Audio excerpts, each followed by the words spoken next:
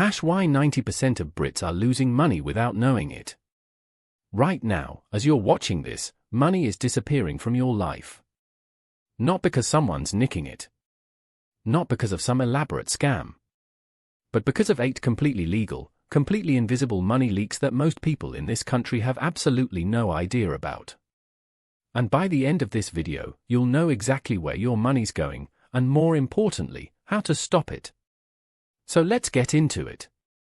Here's the thing that winds me up.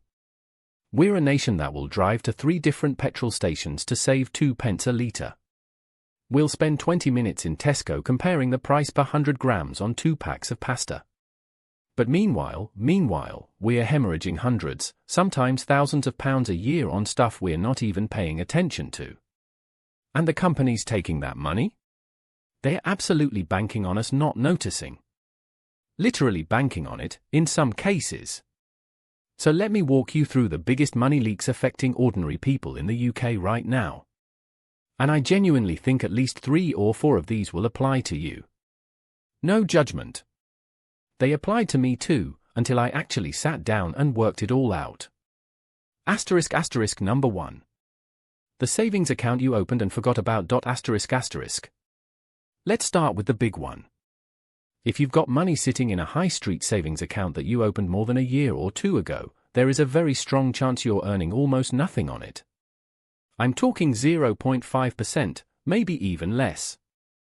Some of the big banks, and I won't name names, but you know exactly who I'm talking about, they lure you in with a halfway decent rate, then quietly drop it after 12 months, hoping you won't notice. And most people don't. Meanwhile, the best easy access savings accounts right now are paying somewhere around 4 to 5%. So let's do the maths. If you've got 10,000 quid sitting in an old account earning 0.5%, that's £50 a year. Move it to a competitive account and you could be earning £400, maybe £500. That's a 450 quid difference. For doing basically nothing except opening a new account, which takes about 15 minutes online. And here's what really gets me. You've got a £20,000 ISA allowance every single tax year. That means up to 20 grand earning interest completely tax-free. Are you using it? Because most people aren't. Only about a third of UK adults actually use their ISA allowance in any given year. That's free tax relief just sitting there, unclaimed. Like leaving a £20 note on the pavement and walking past it. Number 2. The loyalty penalty on your bills. This one is massive. And it affects nearly every household in the country.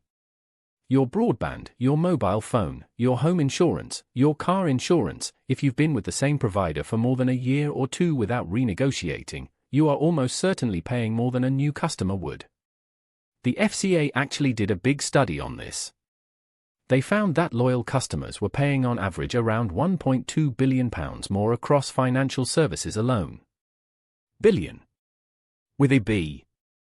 And that's just financial services, that's not even counting broadband and mobile. So here's what you do.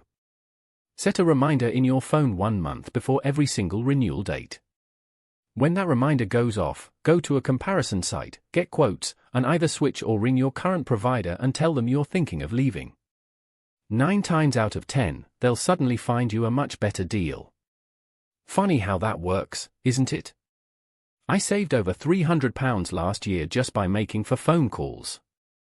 For phone calls. That's 75 quid per phone call. I don't know about you, but I'd make that call all day long. Number 3. Your pension is being quietly eaten alive by fees. Right. This is the one that people really don't want to hear, because pensions feel boring and complicated and far away. But please stick with me on this, because the numbers are genuinely shocking. If you've changed jobs a few times, and most of us have, you've probably got old workplace pensions scattered around from previous employers. Each one of those pensions is charging you a management fee. And those fees vary wildly. Some older pension schemes charge 1.5%, even 2% a year. Now, that might not sound like much. But over 20 or 30 years, a fee of 1.5% versus 0.5% could cost you tens of thousands of pounds. There are calculators online, I'll mention a few in the description, where you can plug in your numbers and see for yourself. The difference is genuinely jaw-dropping. So what should you do? First, track down all your old pensions.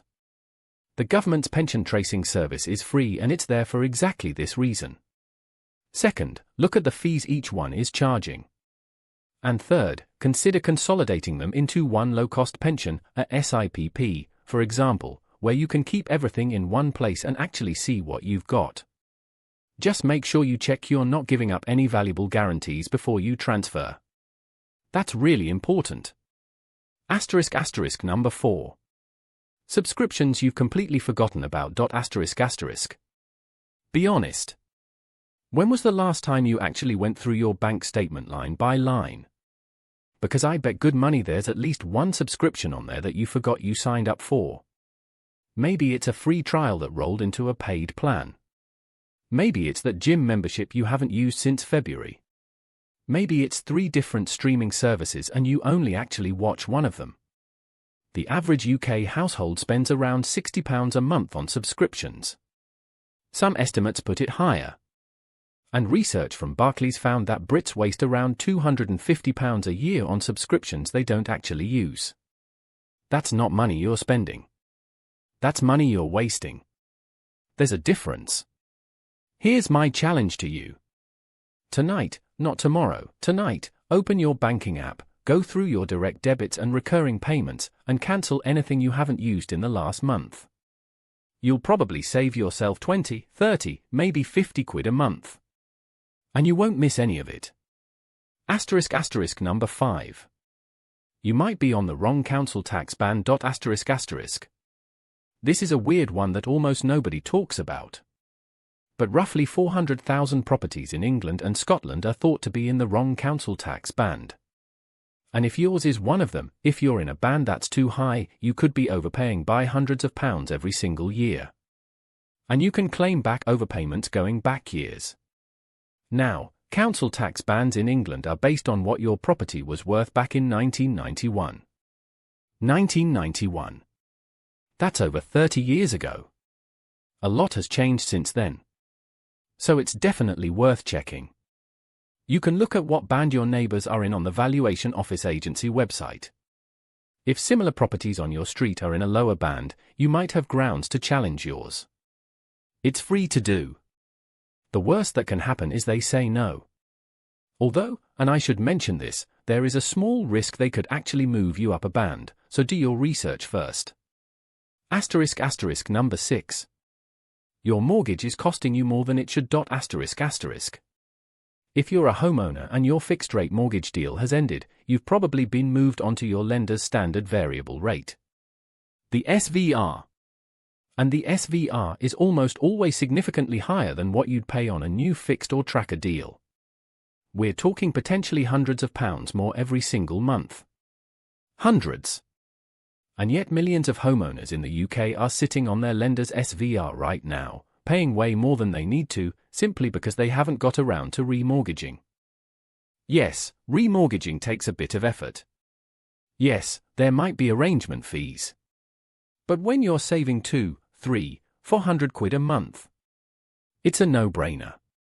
Speak to a whole-of-market mortgage broker. Many of them won't charge you a fee. They get paid by the lender.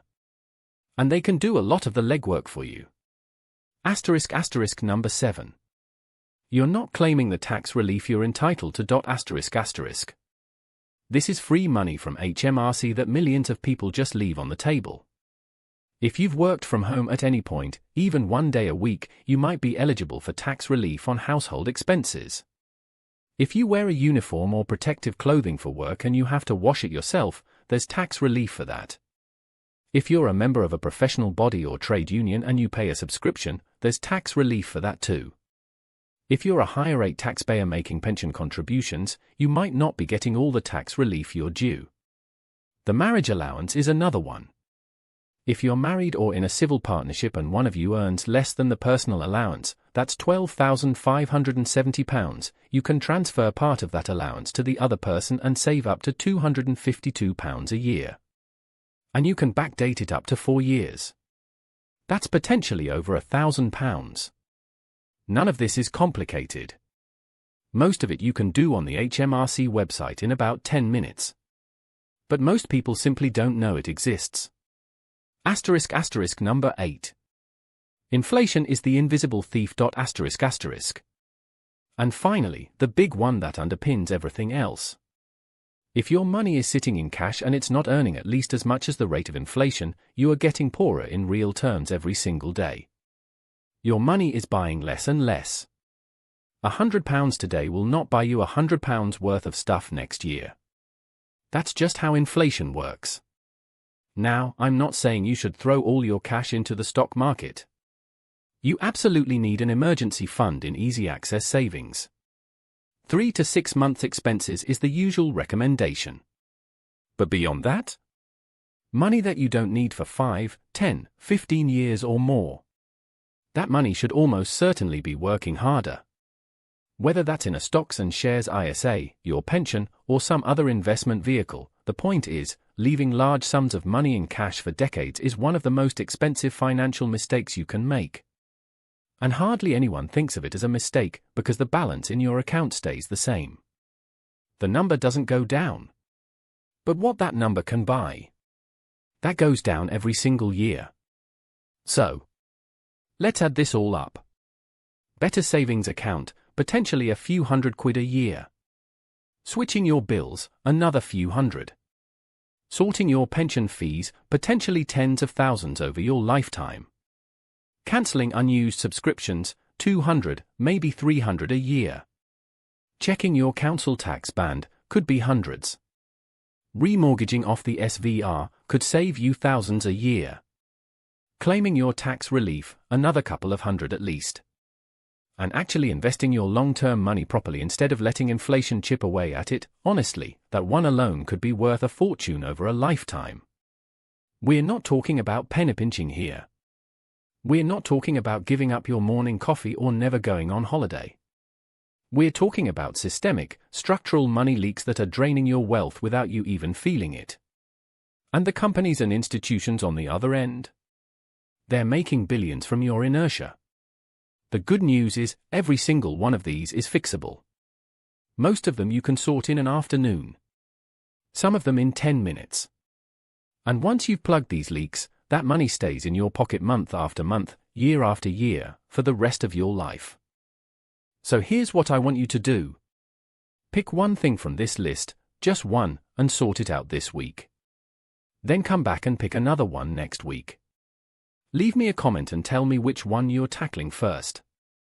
I read every single comment and I genuinely want to know. If this video helped you, smash that like button because it really does help the channel. And if you're not subscribed yet, what are you waiting for? We put out videos every week to help you keep more of your hard-earned money. Hit subscribe, hit the bell, and I'll see you in the next one.